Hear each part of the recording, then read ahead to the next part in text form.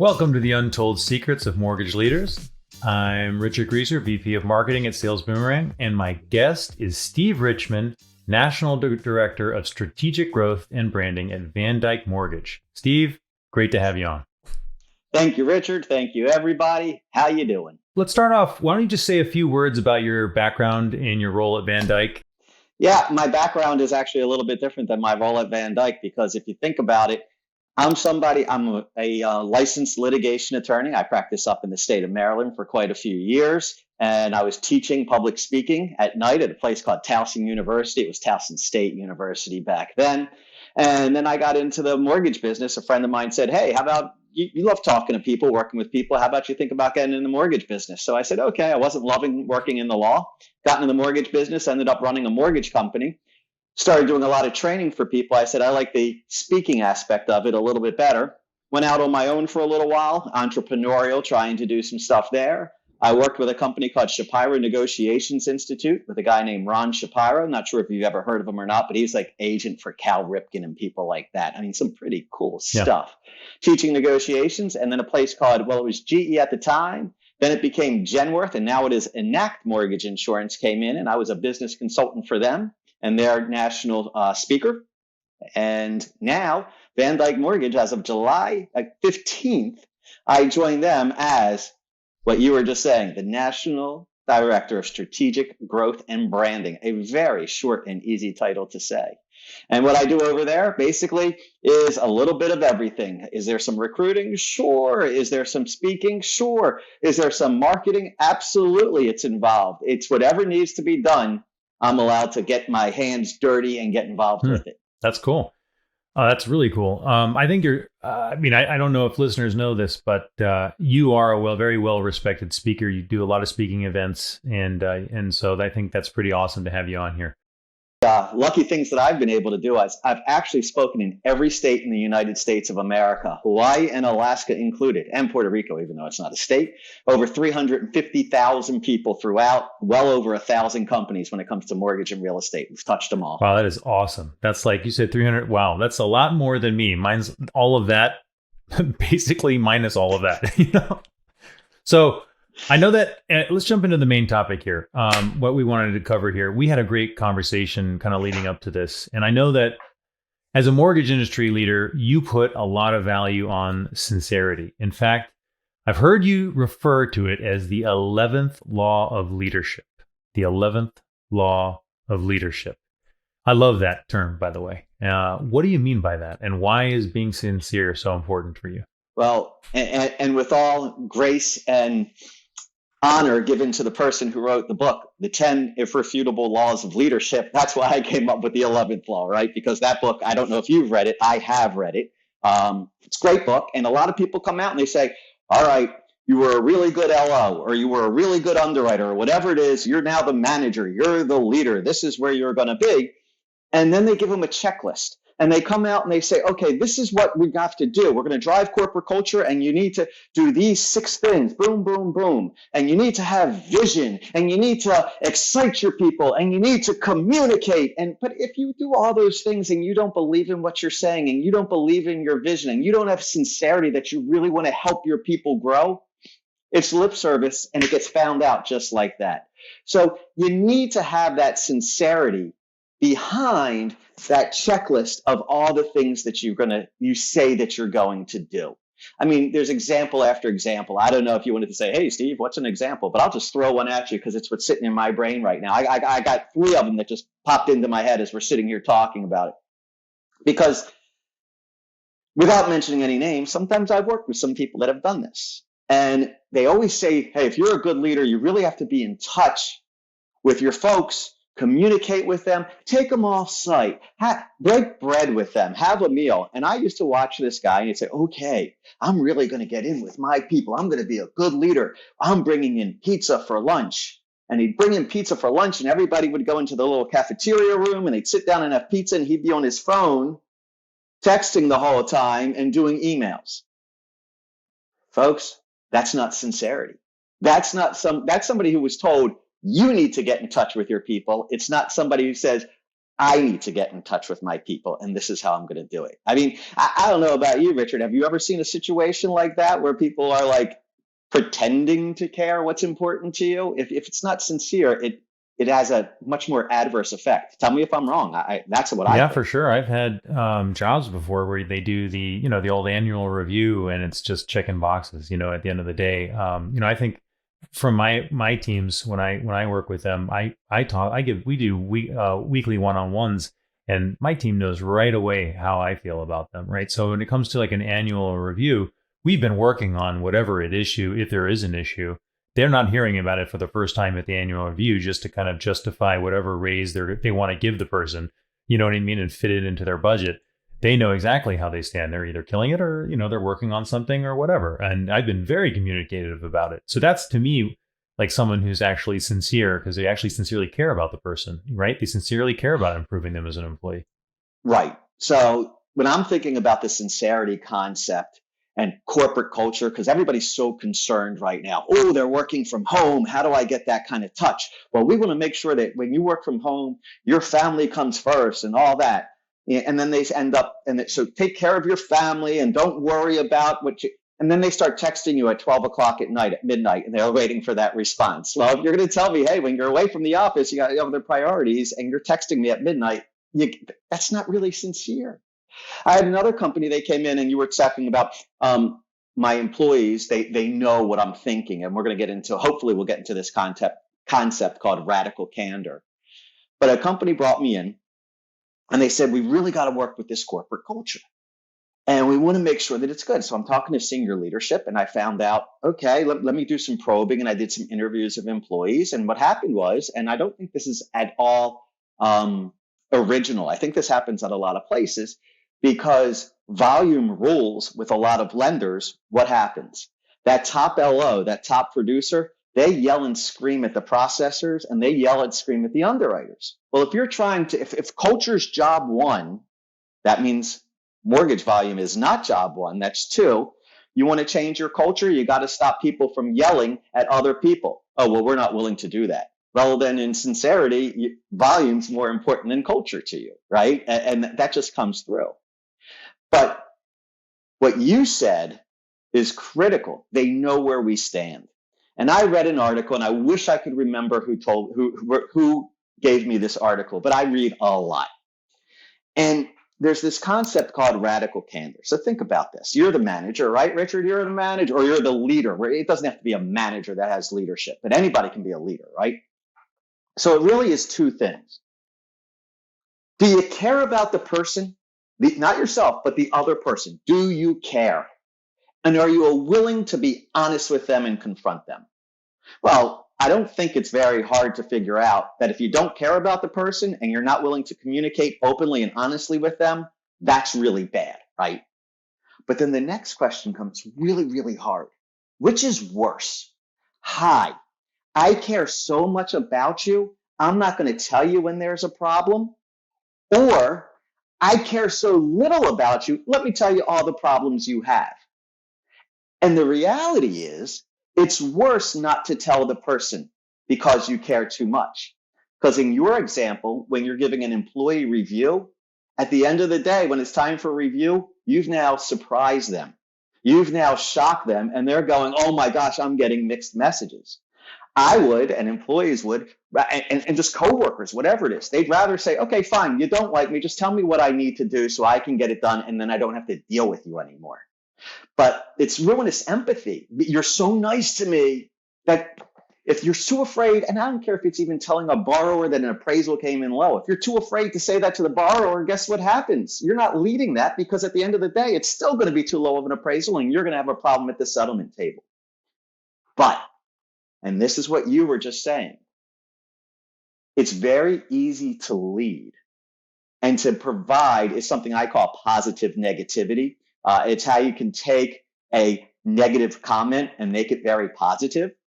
So what happens is the same thing as radical candor. You know, Richard, that I care so much about you. I care about your career. I care about you accomplishing your goals, that if I say to you whatever it is, I'm not saying it because I'm just being critical and I'm mean and I don't like you. It's actually truly for your benefit. That's why I'm doing that.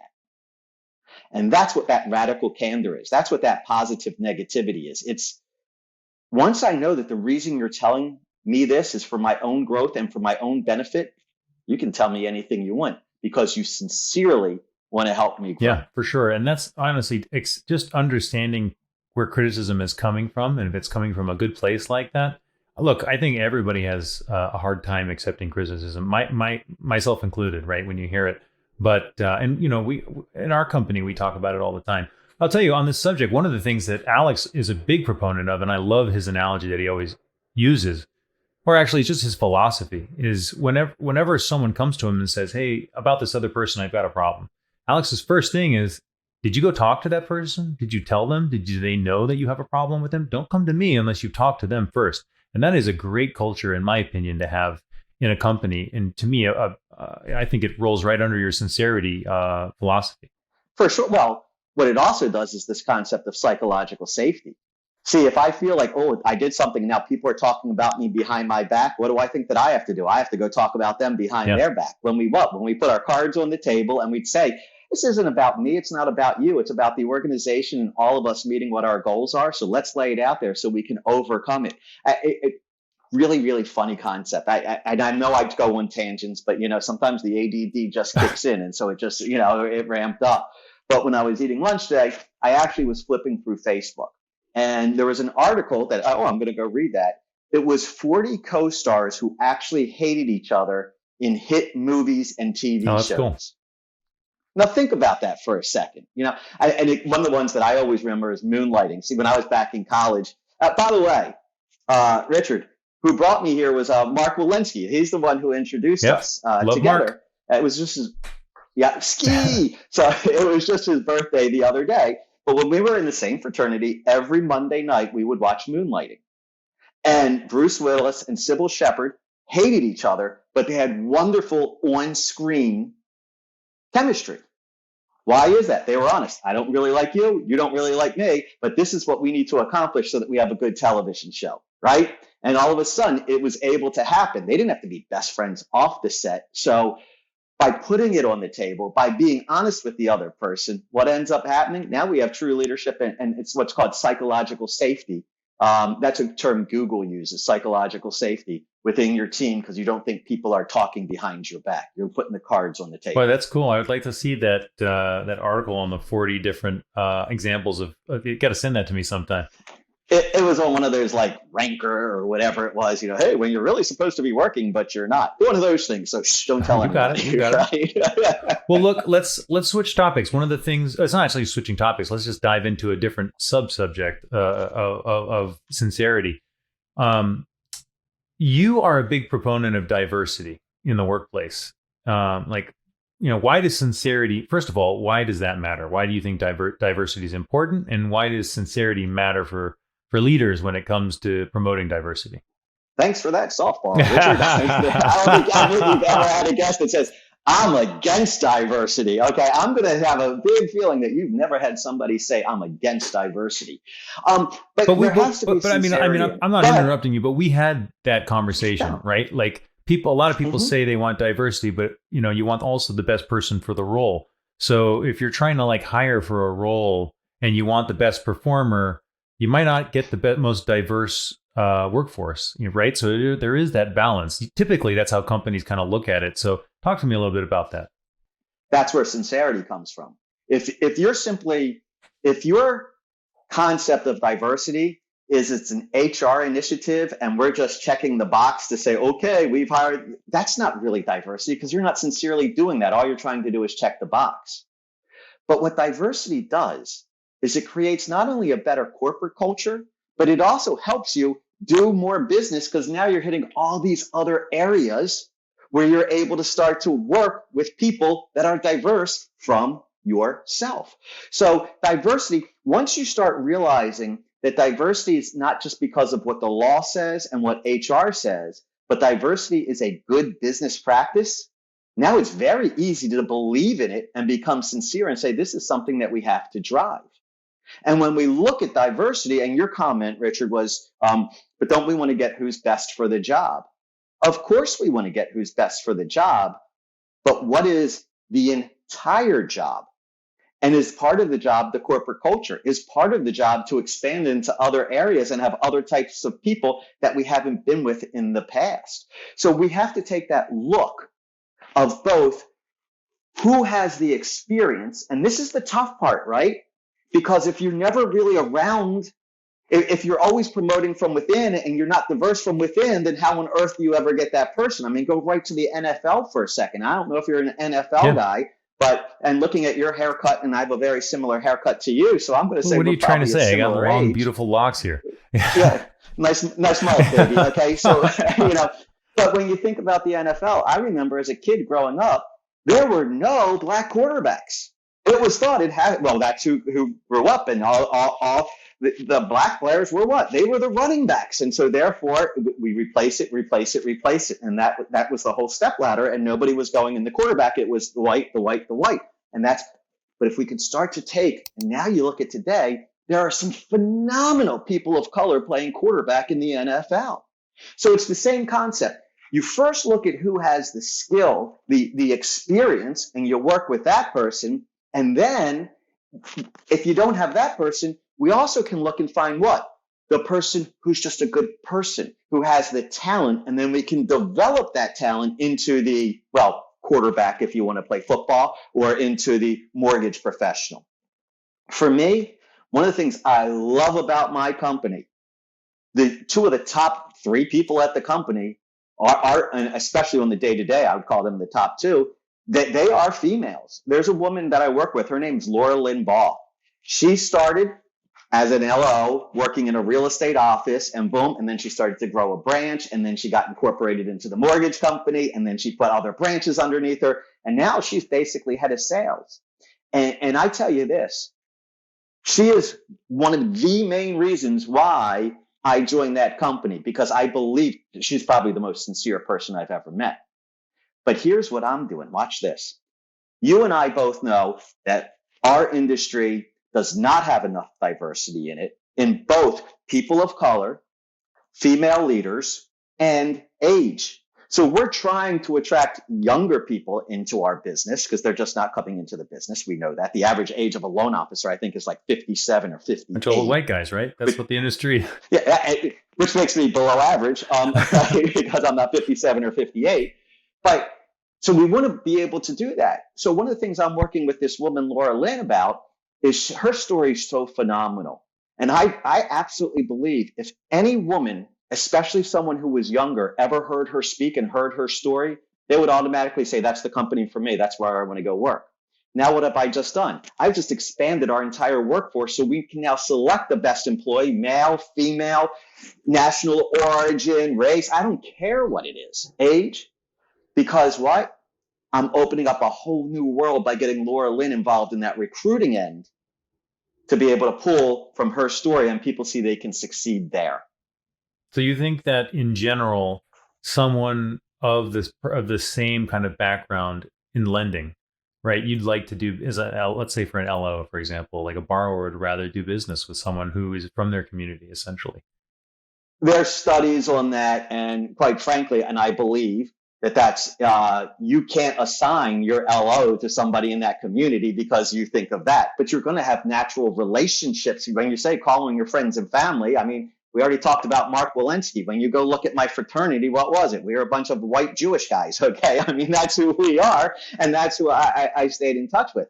But once you start to expand that, that's where all of a sudden, I was talking to a guy, and he said, okay, one of his processors actually was an Hispanic male who came up to him and said, I think we're missing the Hispanic market here. And he goes, what Hispanic market? He goes, once you cross Route 1, it's all Hispanic on the other side of Route 1. And this guy did what? He never crossed Route 1. He lived in his 5-mile bubble, and that's where he shopped, and that's where he went to the movies, and that's where he went to his restaurants. You go over there's a huge Hispanic population, so they hired a couple Spanish-speaking loan officers. They looked to expand over there, and boom, they doubled their volume in 1 year. Wow.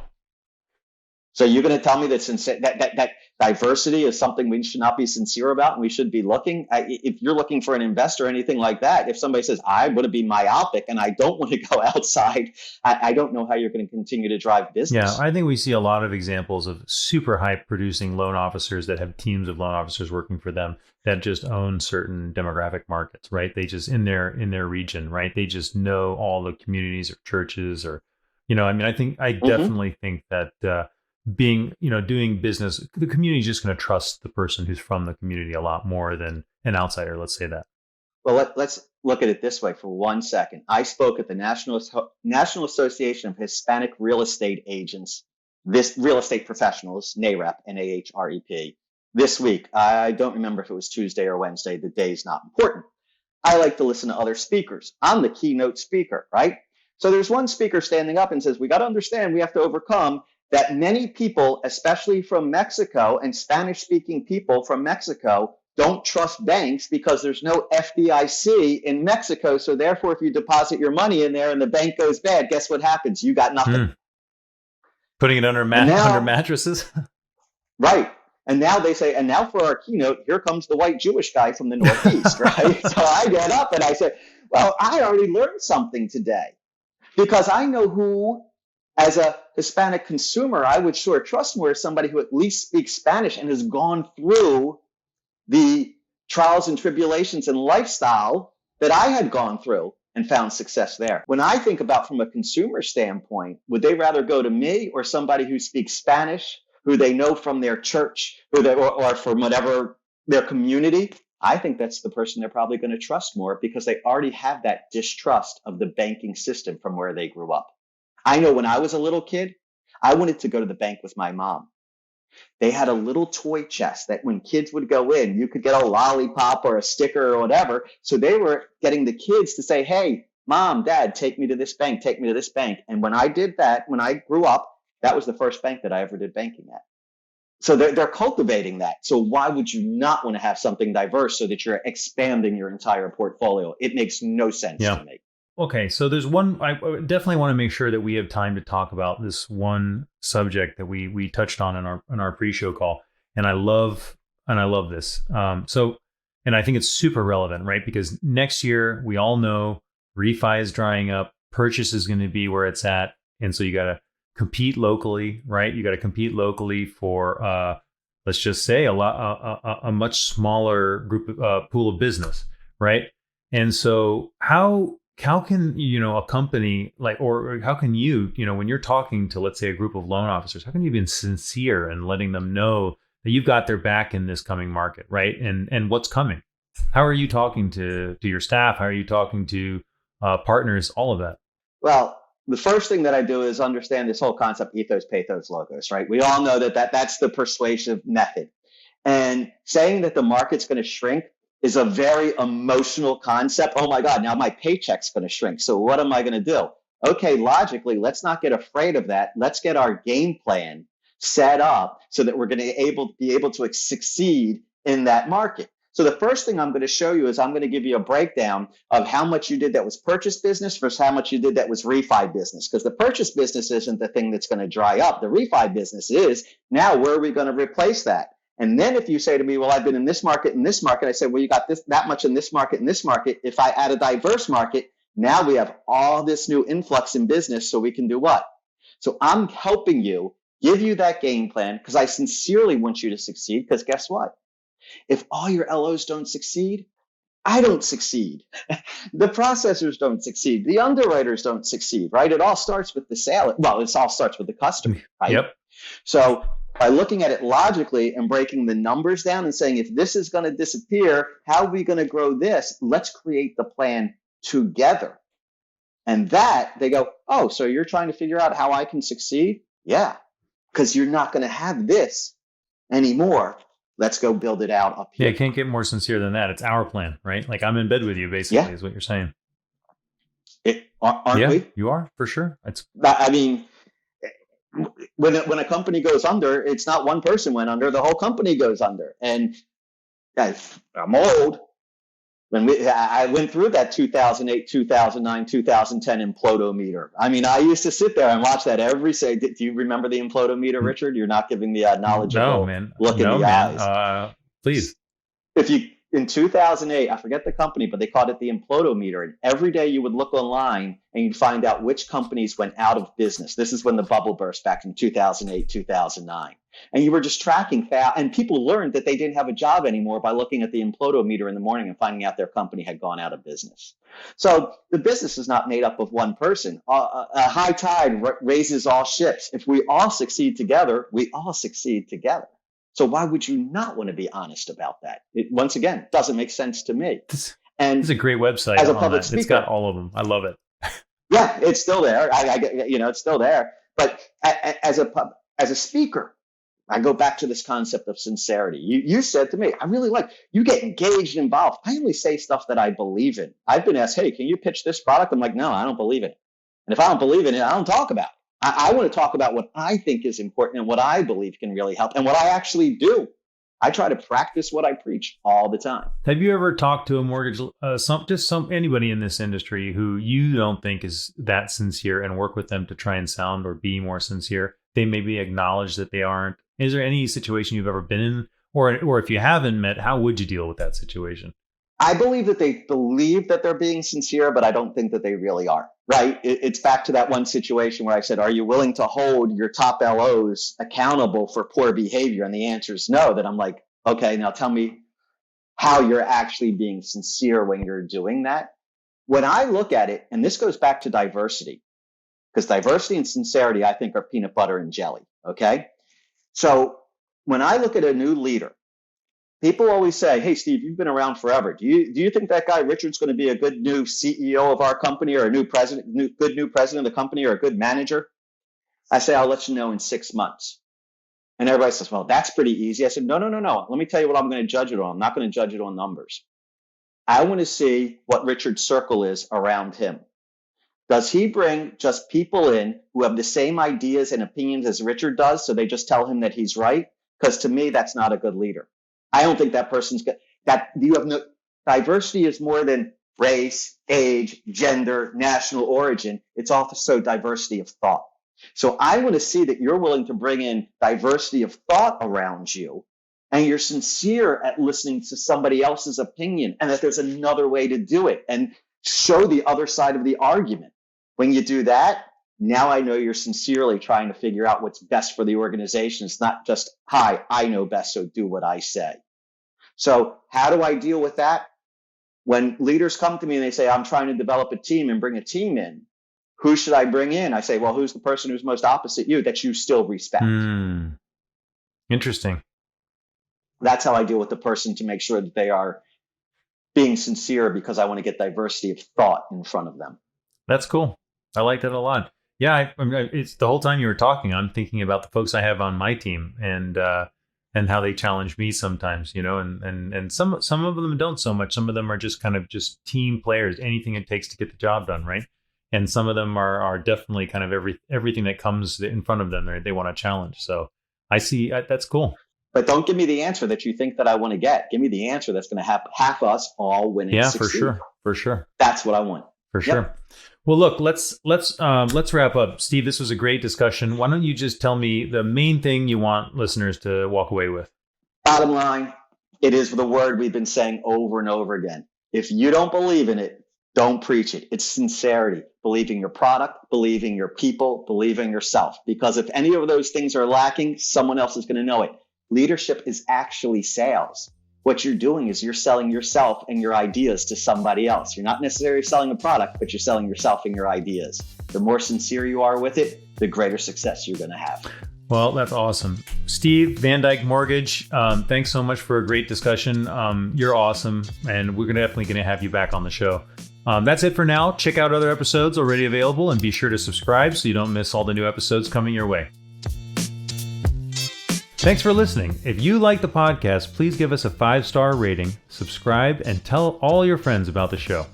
We at Sales Boomerang started this podcast to elevate the mortgage lending industry by sharing the kind of exclusive, insider knowledge from the successes and failures of the best of the best. The foundation of every successful lender is borrower retention. Sales Boomerang is the #1 fully automated borrower retention system in the industry. 1 in 2 of the biggest lending companies in the United States use Sales Boomerang to make sure they reach out to their borrowers when they need a loan, and more importantly, before their competitors do. If you want to learn more about Sales Boomerang, check us out at salesboomerang.com.